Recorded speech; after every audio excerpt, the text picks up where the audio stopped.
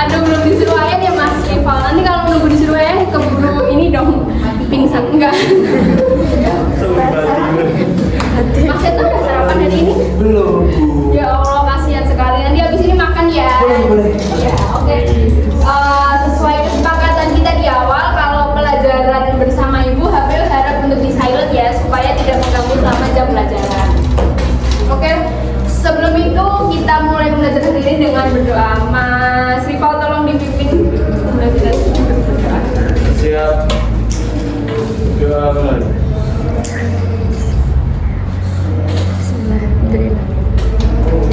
Selesai.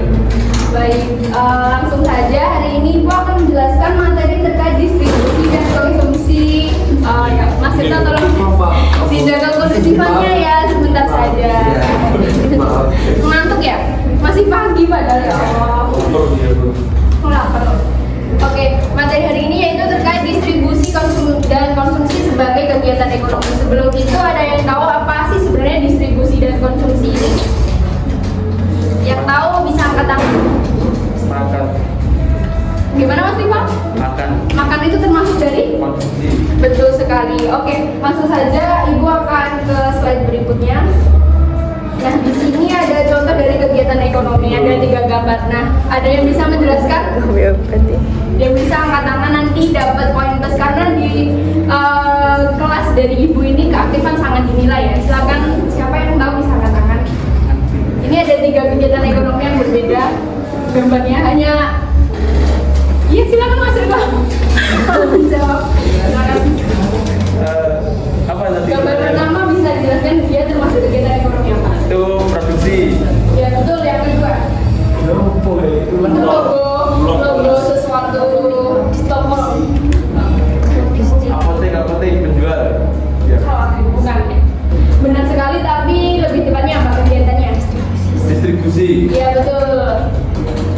Terus yang ketiga? Makan. Overdosis.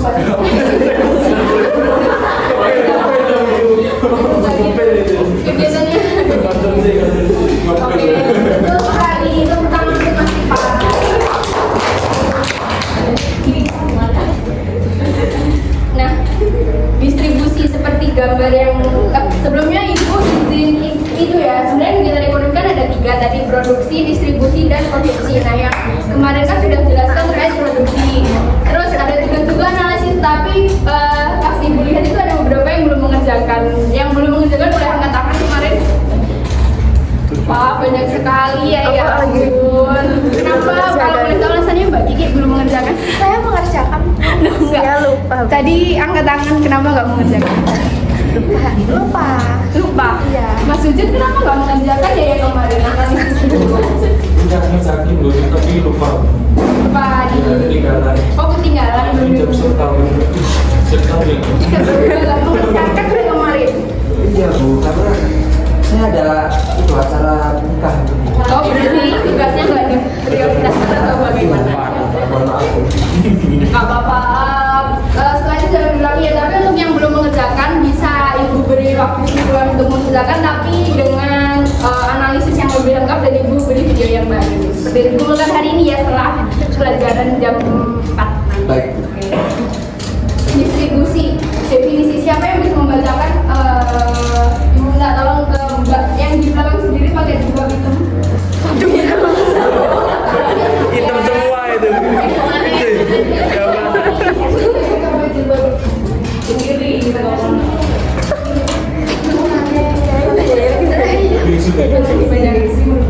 iya, distribusi merupakan kegiatan menyalurkan barang atau jasa kepada konsumen. Kegiatan distribusi ini dapat melalui transaksi secara langsung antara produsen dan juga konsumen, atau melalui transaksi yang dilakukan di pasar. Betul, terima kasih kepada Mbak yang berjilbab hitam. Yang kedua ini terkait tujuan distribusi. Siapa sih yang tahu dari tujuan distribusi ini? Bisa raise hand yang tahu. Sebutkan salah satu aja tujuan dari distribusi.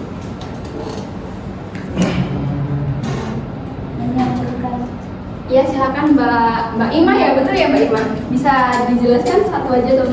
Tujuannya menyalurkan barang dari tempat produksi ke konsumen. Betul. Jawabannya sangat bagus sekali. Yang lain? Ini ada, kalau begitu langsung saja Ibu jelaskan terkait apa sih tujuan dari distribusi itu. Nah, tujuan kegiatan distribusi ini yang pertama membantu menyalurkan barang dan jasa hasil produksi. Terus ini penyalurannya itu dari konsumen, dari produsen ke konsumen. Dan yang kedua mempermudah konsumen untuk mendapatkan barang kebutuhannya. Berikutnya itu membantu produsen untuk menjualkan barangnya. Dan yang keempat membantu meningkatkan kesejahteraan dan kemakmuran dari masyarakat. Selanjutnya pihak dalam kegiatan distribusi. Ada agen, dealer atau disebut dengan dealer, terus yang kedua ada broker atau maklar. Yang ketiga ada komisioner, keempat importir, kelima ada eksportir, keempat ada berikutnya ada pedagang besar atau grosir. Nah, yang terakhir itu ada retailer.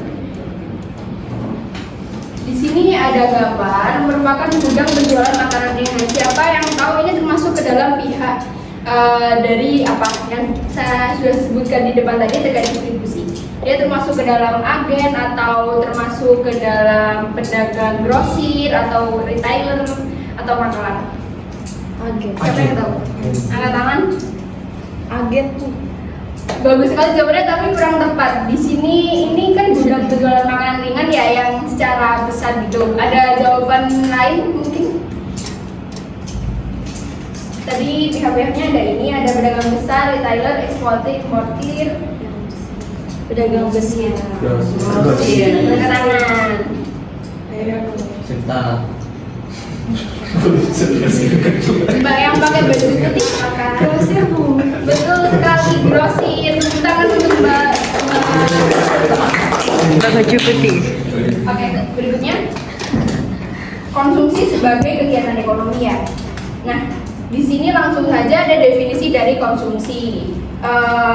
Konsumsi sendiri merupakan kegiatan menghabiskan atau mengurangi nilai guna suatu barang dan jasa. Nah, konsumen adalah orang atau pihak yang melakukan kegiatan konsumsi tersebut. Seperti contohnya itu kita ya. Kita ini kan konsumen yang selalu konsumtif, mahasiswa konsumtif, anak-anak yang konsumtif termasuk dalam membeli kegiatan dalam peralatan sekolah seperti itu. Nah, tujuan dari konsumsi ini ada banyak, ada 4 di sini. Bu contohkan, tolong salah satu dibacakan kembali, Mbak Umita.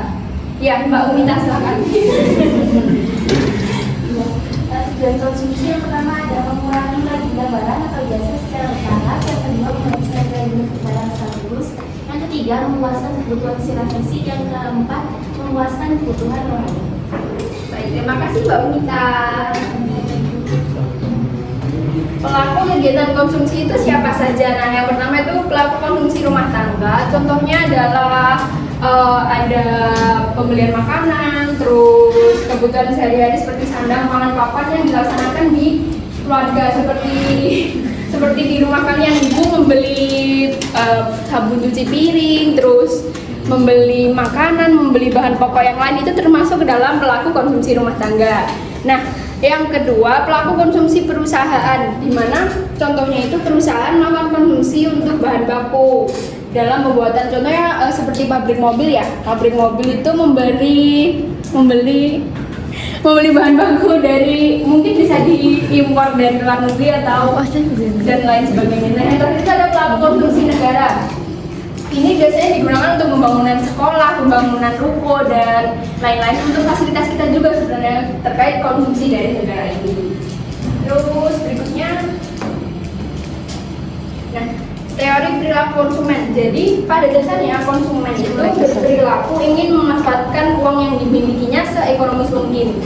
Jadi seperti saya, misal memiliki uang, saya tuh ingin memiliki uang misal 50.000, tetapi dimanfaatkan agar 50.000 ini tuh seekonomis mungkin bisa membeli kebutuhan yang saya butuhkan seefisien mungkin. Tetapi itu mungkin bisa nggak terjadi karena beberapa faktor. Yang pertama, pengetahuan saya tentang kualitas barang itu terbatas.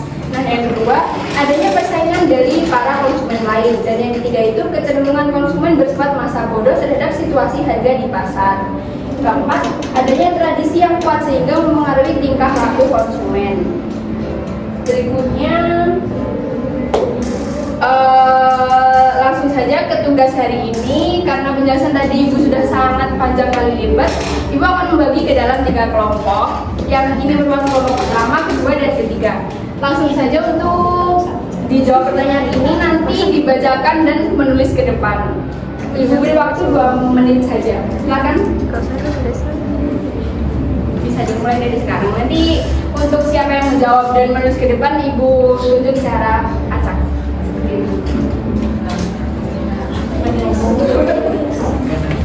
Seperti ini.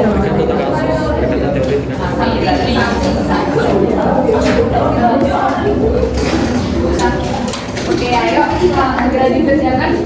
Sapinya tolong disimpan dulu ya. Oh iya, kan proses. Oh iya. Sabila mau maju. Oh iya, nanti Mbak Sabila ini sudah sangat siap ya di sini maju. Silakan Mbak, kok malah mainan ini ya. Ayo tolong beresin. Oh gitu, iya ada. Segera ya Mbak. Udah ketemu Mbak Sabila jawabannya? Sudah Ibu. Udah. Maju. Silakan bisa langsung maju aja. Hapus dulu. Yang piket hari ini siapa ya? Kiki.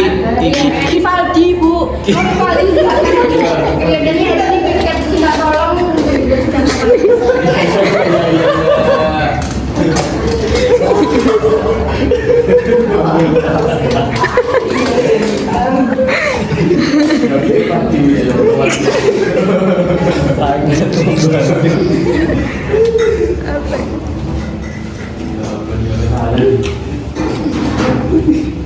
Lara ke tangan.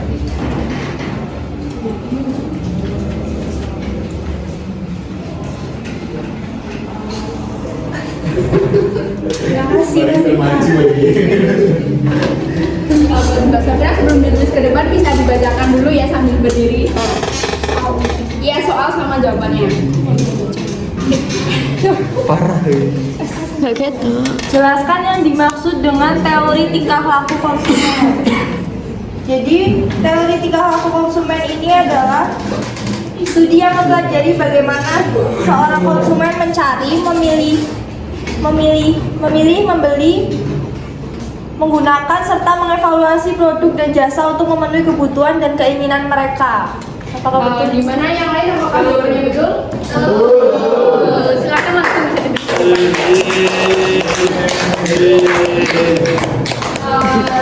dari sini apakah sudah? Mbak Bila tadi mau maju ya, silakan dibacakan dulu jawabannya.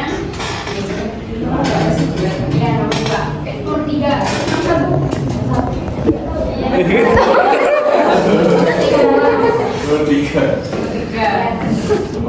Berikan contoh kasus dari pendekatan teori tingkah laku konsumen. Jawabannya dari saya sendiri, kalau saya nggak bisain. Melakukan dan mencari tahu bukan memakai kendaraan dari sebuah merek, melakukan pembelian ulang setelah cocok dengan sebuah merek, dan membeli barang sesuai keinginan serta kebutuhan. Gimana teman-teman, apakah betul jawaban dari Mbak Sabila? Betul. Silakan dulu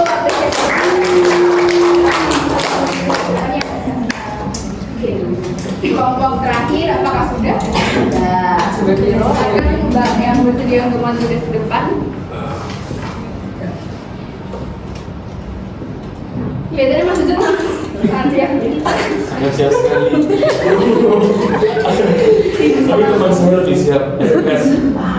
Ayo silakan Mas Ujun atau Mas Septa bisa dibacakan dulu jawabannya. Sebutkan apa saja pendekatan yang digunakan dalam teori tingkah laku konsumen. Jadi teori tingkah laku konsumen dapat dibedakan menjadi 2 macam pendekatan. Itu pendekatan nilai guna atau utility dan pendekatan nilai guna utility kardinal dan nilai guna utility ordinal. Gimana jawabannya, apakah benar? Benar sekali. Betul. Tangan untuk Mas Septa dari kelompok 2. Silakan bisa ditulis ke depan.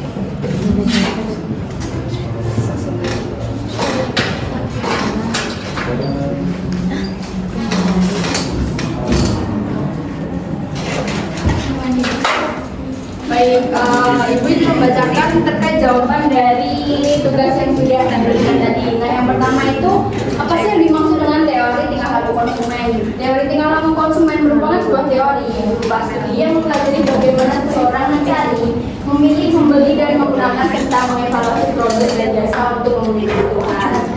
Nah, untuk soal yang kedua, sebutkan apa saja pendekatan yang digunakan dalam tingkah laku konsumen. Itu ada dua, terkait pendekatan utility ordinal dan pendekatan utility kardinal. Nah, soal terakhir terkait berikan contoh kasus dari pendekatan teori tingkah laku konsumen. Jadi tingkah laku contoh dari kasus ini itu mempertimbangkan dan mencari tahu barang apa yang dibutuhkan. Yang kedua, memakai kendaraan dari sebuah merek. Dan yang ketiga, melakukan pembelian ulang setelah cocok dengan sebuah merek. Terakhir itu contohnya dari kelompoknya Mbak Sabila dan membeli barang sesuai keinginan dan kebutuhan. Untuk keseluruhan jawaban ini sudah sangat bagus dan tepat. Kita apresiasi untuk satu kelas ini.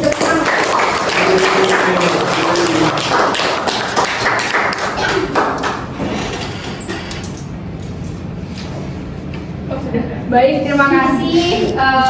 Karena waktunya sangat mepet, setelah ini kalian kan juga ada kelas dan harus istirahat dulu biar untuk makan siang, untuk sarapan yang belum sarapan dipersilakan dulu. Nah, kelas hari ini Bu akhiri. Jangan lupa untuk yang belum mengerjakan tugas tadi untuk segera dikumpulkan setelah pembelajaran ini selesai. Baik, Bu. Oke. Kelas hari ini Bu tutup. Wassalamualaikum warahmatullahi wabarakatuh. Waalaikumsalam.